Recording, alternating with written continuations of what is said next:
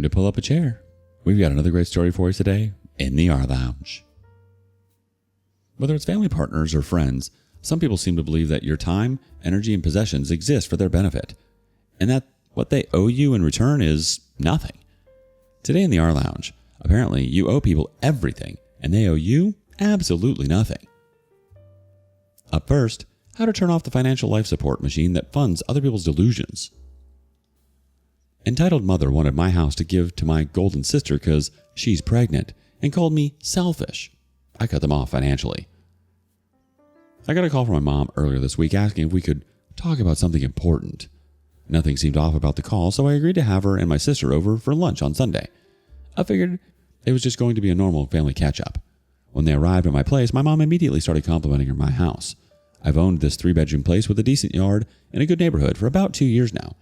I worked hard to save for the down payment and have been proud of maintaining it on my own. My sister was looking around too, but seemed oddly quiet. We sat down for lunch, and that's when my sister announced she was 3 months pregnant. I congratulated her, genuinely happy for her and her husband. But then the conversation took a bizarre turn. My mom cleared her throat and said, "So, we've been thinking about the baby's future. We think you should consider giving your house to your sister. She needs the space more than you do. You're single, and this is a family home. Your sister is starting a family, and they need somewhere suitable to raise a baby." I was completely stunned.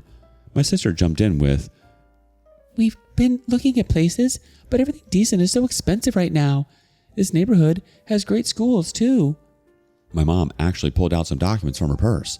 She had prepared property transfer paperwork. She'd gone as far as researching how I could sign over my house to my sister. I told them, "This is insane. This is my house. I bought it. I pay the mortgage. I'm not giving it away." My mom looked offended, like I was the one being unreasonable. "Family helps family. Your sister is pregnant. Don't be selfish." My sister started tearing up, going on about how they were struggling to find suitable housing for the baby, and how stressed she was about it. Meanwhile, my mom kept pushing, saying things like, "You've always been difficult, unlike your sister. If you cared about your family, you'd do this." About 20 minutes of this madness, and I'd had enough. I told them both to leave. My mom tried to guilt me more on the way out, but I shut the door behind them, completely in shock at what had just happened. A couple days later, I was scrolling through social media when I saw something that made my blood boil. My sister and her husband had just returned from a luxury vacation in Bali. There were photos of them at a 5-star resort, dining at expensive restaurants, and enjoying spa treatments. These posts were just from a few weeks ago. Digging a bit further, I found posts from last month where they were celebrating the purchase of a new car. Not a practical family vehicle, but a high-end sports car. So much for struggling financially. I was still processing this information when my doorbell rang that weekend. Standing on my porch were my mom, sister, and brother-in-law. And they weren't alone. They'd brought someone they introduced as their realtor friend, who they wanted to have assess the property value. I refused to let them in, which led to a heated confrontation right in my driveway. My brother-in-law got in my face and threatened to make things difficult if I didn't cooperate with their plan. When I told them to leave, they refused, so I called the police. An officer came and warned them about trespassing, which finally got them to leave. A few days after that incident, I received a long, detailed email from my mom listing, "All I've done for you." She mentioned helping me financially during college, co-signing my first apartment lease, and various other things parents typically do for their children. The email concluded with a demand that I either give my house to my sister or provide $50,000 for their down payment on a different house. I discovered my mom had been telling people I owe the family because they helped me years ago. She was painting me as ungrateful and indebted to them. This whole situation made me start looking more carefully at my finances. I met with my financial advisor to review my accounts and discovered something troubling. My mom still had access to an investment account that was set up when I was younger. This account had grown to about $78,000 over the years. I immediately removed her access and transferred the funds to a more secure account. Then, I received a panicked call from my mom about the missing money. When I explained that I'd stopped the financial support permanently, she broke down. She admitted she couldn't afford her lifestyle without my money and revealed that my sister was expecting continued financial support for baby expenses. The situation came to a head at a family gathering at my grandmother's house. A normal visit turned into an ambush, with my mom, sister, and several relatives confronting me about my selfishness. My grandmother took my side after hearing the full story. She suggested my sister live within her means instead of expecting handouts. I decided to completely cut contact with my mom and sister. I sent them both a final message. "I've supported this family financially for years without recognition. The entitlement ends now. Do not contact me again about money or my house. I'm cutting off all financial ties permanently. The audacity of them to demand my house, my biggest asset that I worked so hard for, was beyond comprehension. And to use the pregnancy as emotional leverage made it even worse. They weren't concerned about having adequate housing for the baby. They wanted to maintain their lavish lifestyle while adding a child to it, all at my expense. The financial freedom I've experienced since cutting off support has been eye-opening. Without the drain of supporting 2 additional households, my own financial situation has improved dramatically. I've been able to increase my retirement contributions, build a more substantial emergency fund, and even plan some home improvements. Update. It's been 3 months since my last update and about 5 months total since I cut off financial support to my mother and sister. The situation has evolved in ways I didn't expect, so I thought I'd share what's happened since then. It's hit my mother and sister hard. According to family members who still talk to me, my mother has been forced to get a part-time job for the first time in years. She apparently complains constantly about having to work at her age and how unfair it is. My sister and her husband have been selling their luxury items online. Designer bags, jewelry, and electronics are all being liquidated to cover their bills. My brother-in-law's parents are offering to help with baby expenses only, not their lifestyle costs, which has created tension between them. My sister sent photos of the baby with a message saying her niece is growing up without knowing me, asking if my house is really worth missing this. Now that it's been 6 months since cutting off financial ties, the full impact of my decision is evident. My mother's house sold for less than market value due to her need for a quick sale. My sister and her husband are both working extra hours to maintain some semblance of their previous lifestyle. According to family gossip, my brother-in-law is resentful of the situation and has been blaming my sister and mother for their predicament. My sister and her husband are selling their second car to cover their expenses, and my brother-in-law's parents have offered to let them move in if they follow a strict budget. And perhaps the most brazen move yet, my sister created a GoFundMe for an unexpected family emergency, with a vague description about medical needs for the new baby. Several relatives contacted me concerned about the baby's health, but investigation revealed there are no actual medical issues, just regular baby expenses they're struggling to cover. Multiple family members reported the campaign for fraudulent claims and it was taken down. It's been 8 months since I stopped the financial drain. I've reclaimed over $24,000 that would have gone to them during this period. My mother and sister continue to claim they're the victims in this situation. They tell anyone who will listen that I abandoned them when they needed help the most. But fewer people believe this narrative now that the truth has come out about the years of financial support I provided. Cutting off financial support wasn't cold or selfish, it was necessary. You weren't responsible for financing their vacations, their sports car, or their living expenses. You certainly aren't responsible for funding a baby they choose to bring into the world. Your job is to take care of yourself, not fix the consequences of their choices. Your grandmother taking your side is telling. She sees what's really going on. You're not the villain they're painting you as. You're someone who's reached their limit and made a healthy choice to stop being taken advantage of. You didn't abandon them. You simply stopped allowing yourself to be exploited. What would you do? Let us know in the comments. Up next, you don't get a redemption arc because your STD test came back with a plot twist.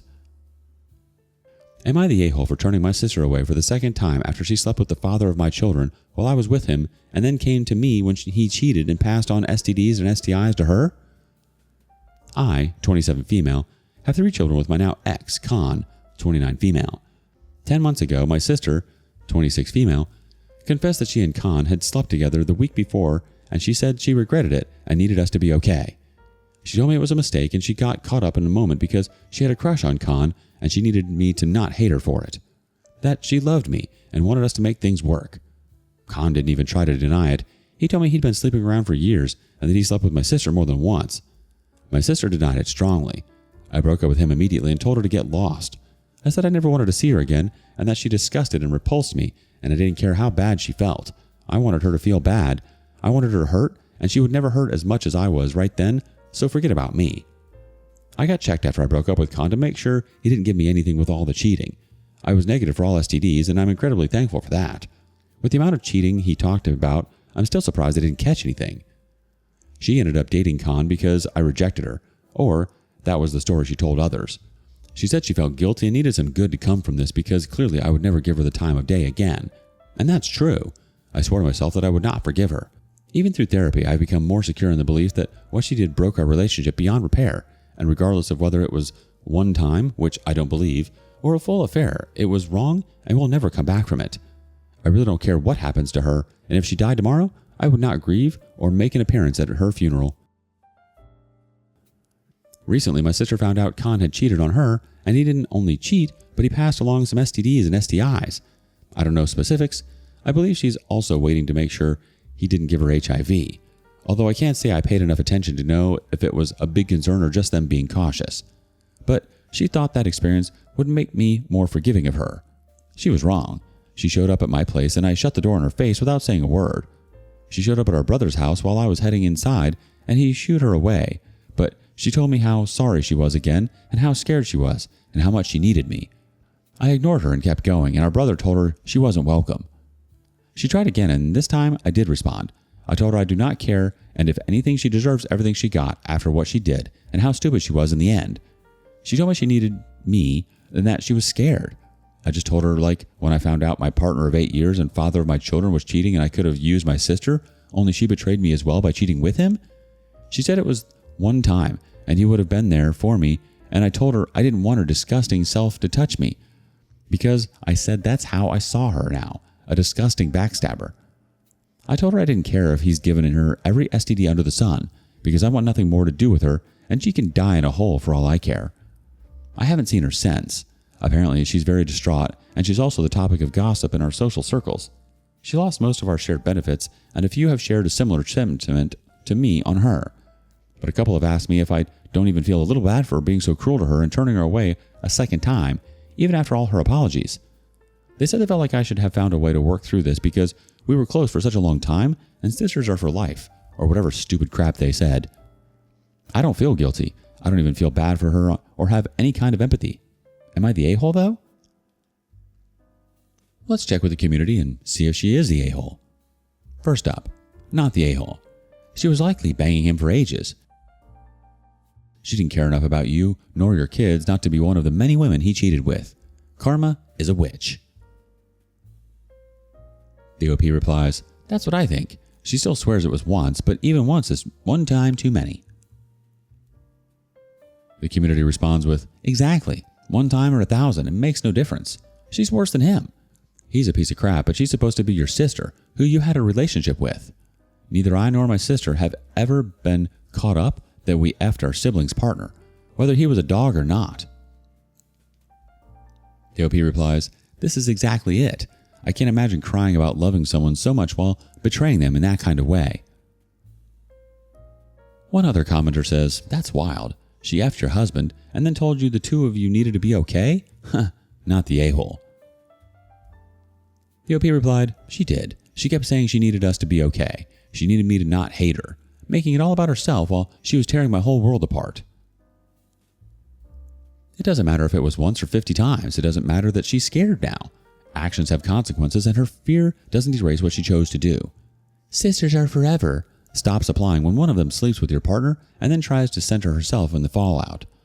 You're not obligated to forgive someone who broke your relationship beyond repair just because other people think family bonds should override everything. You're not cruel. You're just done. And you're allowed to be. Have you ever known someone who thought they could ruin your life and then expect forgiveness? And what did you really do about it? Thank you for joining us today in the rLounge. Be sure to like and subscribe and hit that notification bell so you don't miss out on our next video. Until next time.